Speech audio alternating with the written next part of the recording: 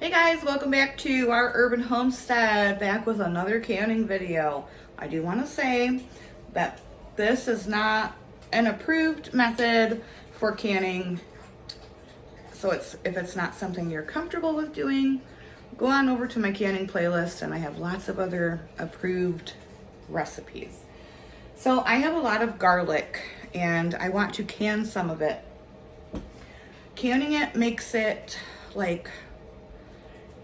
almost like a roasted garlic paste. And I personally use it for garlic breads, little crostinis, in a soups. It's beautiful. It's so good.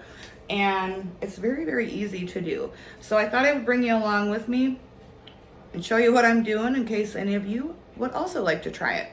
So again, like I said, this is not an approved recipe just because they don't have time to test all of the recipes, right? But garlic is just like onion. Obviously, it's a low acid food and it has to be pressure canned. But canning onions is just like canning garlic and like canning peppers. It's very easy, very tasty. And if you use your common sense and have like clean canning practices, you will be just fine. So I'm gonna flip the camera around and we're gonna get into it. So I'm doing them in quarter pints. You could certainly do these in half pints or full pints. For me, I find that this amount is perfect to use for a recipe. So I've got the garlic in here. I'm going to add a 1/4 teaspoon of salt to each jar. I will be using the cold canning method for these. And like I said, these need to be pressure canned. I know someone's going to ask if you can do it in olive oil. My answer to that would be no. I'm a rebel. I do some rebel canning, but canning the garlic in oil is really just not safe at all. That oil is going to be so hot. It could possibly explode. It's a no on oil for me anyways, but you do what you want in your kitchen. So now I have some water here and I'm filling them up to 1 inch.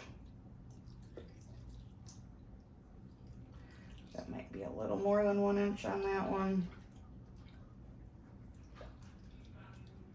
So like I said, when this goes through the canning process, it does soften it and makes it a beautiful, just a beautiful paste. I just absolutely love it. Our daughter seen what I was getting ready to do and she's like, can I please set 1 can out for me after you're done because I want some tomorrow. She puts it in her like fancy ramen. I think it's called tonkatsu or something like that. That's what she uses it in. So then you want to debubble your jars.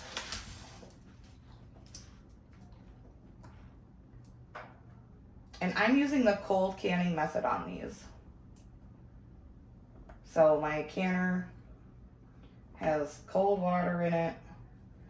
That water's cold and the jars are room temperature.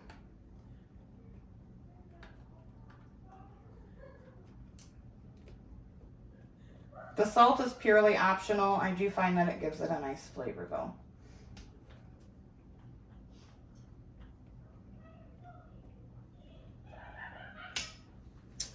All right, now I'm going to wipe the rims and get the rings on and I'll be right back. Okay, so I have them loaded in the canner, but because my canner needs 3 quarts of water in the bottom, obviously 1/4 pint jars, they would be swimming in the water and that would be like a water bath, right? So I have a glass bowl that I know is safe to be in the pressure canner, and then another rack on top of that. So they're sitting up out of that water. So I'm gonna go ahead and turn the heat on.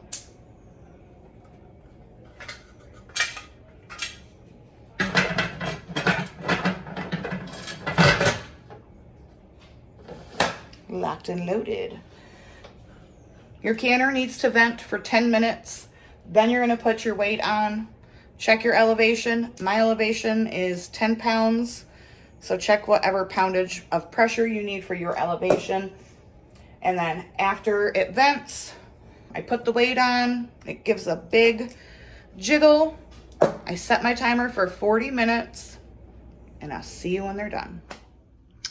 All right, guys, here they are out of the canner. Ooh, yes, pop, pop, pop. Love that sound. So as you can see, they look like roasted garlic. So thanks for joining me in the kitchen today, guys, on this canning video. I appreciate those of you who didn't click off because you were scared. Yeah. You guys, if you're comfortable, try it. It's honestly so delicious. And we got jars popping all over the place. All right, I gotta go make dinner. So until next time, guys, abundance and blessings to you. Bye-bye.